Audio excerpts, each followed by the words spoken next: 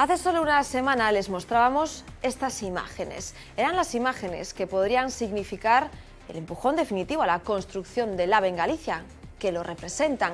La ministra de Fomento en funciones, Ana Pastor, contemplaba sobre el terreno esta tuneladora. Es la mejor de España, una maravilla tecnológica que ha posibilitado una aceleración notable en las obras de los túneles de Bolaños entre las localidades ourensanas de Vilariño de Conso y Campo Becerros.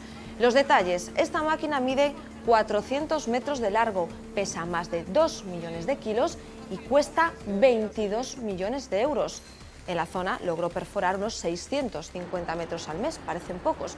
Los 6,7 kilómetros de una parte del túnel, la derecha, estuvo perforada en 10 meses. La ejecución de la parte izquierda estará lista en agosto.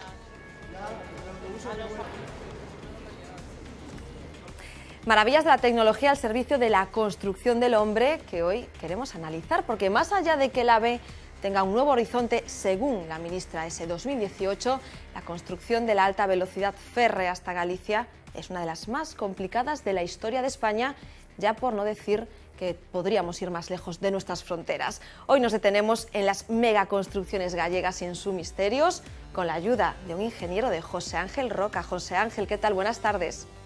Hola, buenas tardes. El uso de tuneladoras en esto de la construcción del AVE es habitual. Yo no sé si le damos la dimensión o la importancia que tiene, porque son claves, ¿no?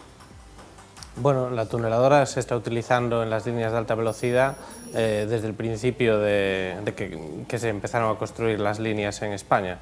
Se han hecho más de 100 túneles con tuneladora en España y en Galicia, pues en este momento se está construyendo el de Bolaños. Y ya se han construido en Vigo, e incluso alguna otra tuneladora más pequeña, pues también se utilizó en algún otro túnel en Ferrol, por ejemplo. No nos equivocamos si decimos que esta obra del AVE gallego es la más complicada de la historia de la historia de España, perdón, a nivel férreo, ¿no? Sí, las obras de construcción de la línea de alta velocidad de Galicia, sobre todo el tramo entre Puebla de Sanabria y Orense, pues tienen una sucesión de túneles y viaductos con unas longitudes que no se dan en ningún otro sitio de Europa posiblemente, mucho menos en España, y bueno, pues hacen de ella una obra singular y posiblemente la más importante a nivel ferroviario en este momento en construcción. Hablabas hace unos minutos de que se usaron tuneladoras y que fueron claves en dos tipos de tramo. Yo recuerdo ahora esa tuneladora llamada Miñoca en Vigo, pero no todas las tuneladoras funcionan igual, ¿no? No, hay diferentes tipos de tuneladora. La que dices de Vigo es una TBM, que es una Tunnel Boring Machine. Una de ellas es la misma que se está utilizando en los túneles del AVE, en el túnel de Bolaños. Y bueno, existen otro tipo de tuneladoras dependiendo del tipo de terreno que se va a horadar.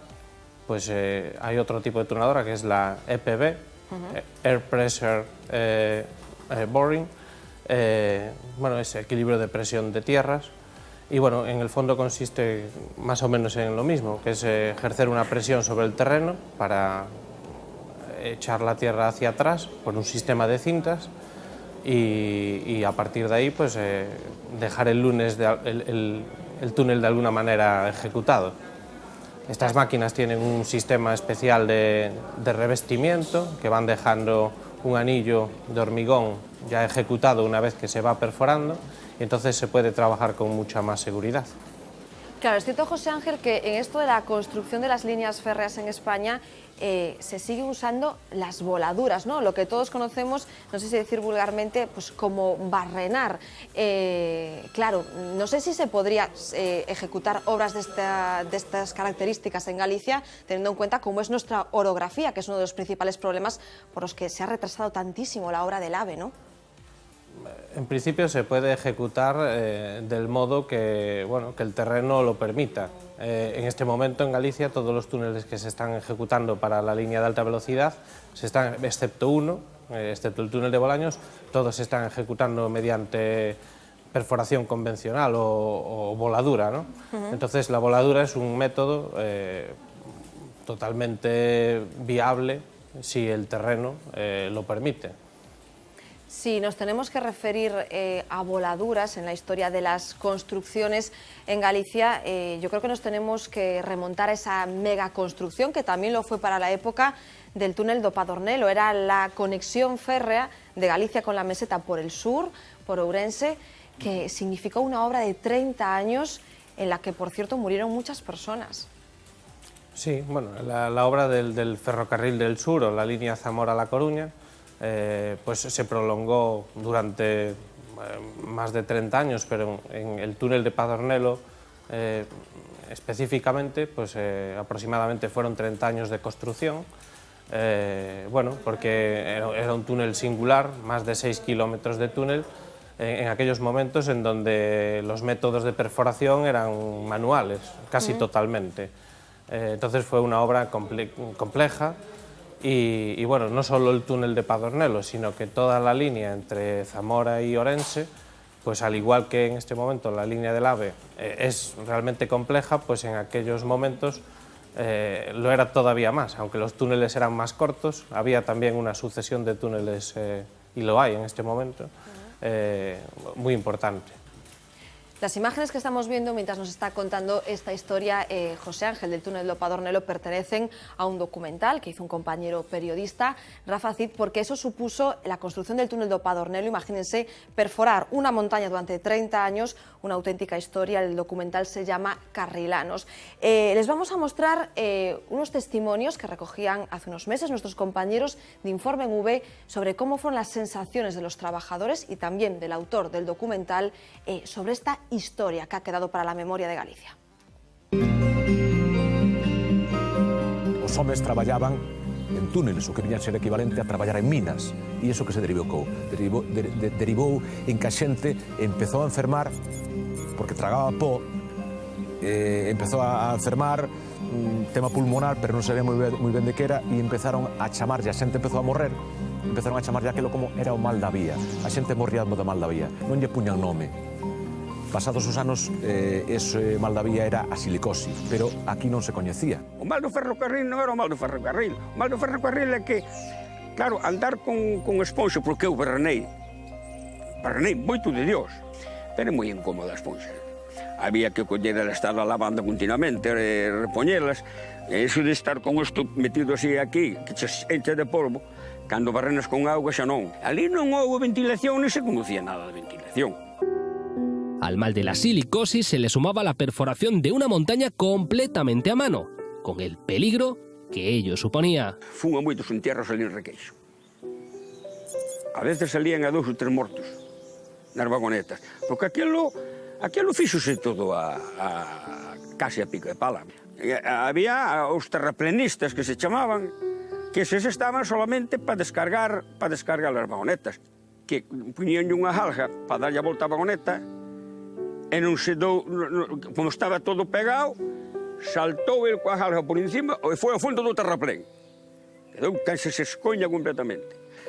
Doutra vez, outro que estaba nun areneiro do túnel 12, boca Zamora, e desprendeuse un pouco de xábargo de arriba, apretou-no contra a vagoneta, o pobre ali quedou tamén, era un mozote. Ahora, con la ayuda de las tecnologías, por suerte, estas historias nos suenan a que parece que han pasado 1000 años. Pero la verdad es que, José Ángel, hemos hablado hasta ahora de trenes y de esta línea de alta velocidad y cómo se construían antes esas vías férreas, esas conexiones. Pero lo cierto es que Galicia tiene un hito a nivel comunicaciones, también por carretera, esa construcción de la A6, que a los que salían de Galicia hacia la meseta por Pedrafita do Cebreiro, que no existiese hasta que existió, les dio muchos quebraderos de cabeza, ¿no? Sí, bueno, en principio la conexión se finalizó en el año 2002 y estamos hablando de la conexión de Galicia, o del norte de Galicia con la meseta, con Madrid. Y bueno, fue una obra complicada, sobre todo en su tramo entre o Cereixal, la zona de Pedrafita, y ambas mestas. Bueno, ese tramo específico fue uno de los más caros en su día de la construcción de la Red Nacional de Carreteras. y bueno, pues fue de los más caros, pero también fue de los últimos en construirse, como siempre. En Galicia nos llegan un poco las infraestructuras con retraso. Un lugar donde también hubo que luchar contra, claro, la orografía gallega, ¿no? Sí, no hace muchos años todavía uno de los taludes de la Sierra de la Escrita se vino abajo y estuvo varios meses la autovía, la A6, cortada, debido a la dificultad de construcción en su momento y que, bueno, todavía a día de hoy pues hubo que hacer obras para, de alguna manera, coser o sostener los taludes de esa montaña. Desde luego, aquellos que nos estén viendo desde Vigo seguro que están pensando, no puede ser que no hablen de una gran obra que viene ahora por delante los próximos años, porque está en marcha la ampliación, esperemos que sea veloz, del puente de Rande. Sí, bueno, es otra tipología de obra. El puente de Rande pues es un puente atirantado y los planes que hay son de ampliar la plataforma. De todas maneras, todavía queda mucho por hacer.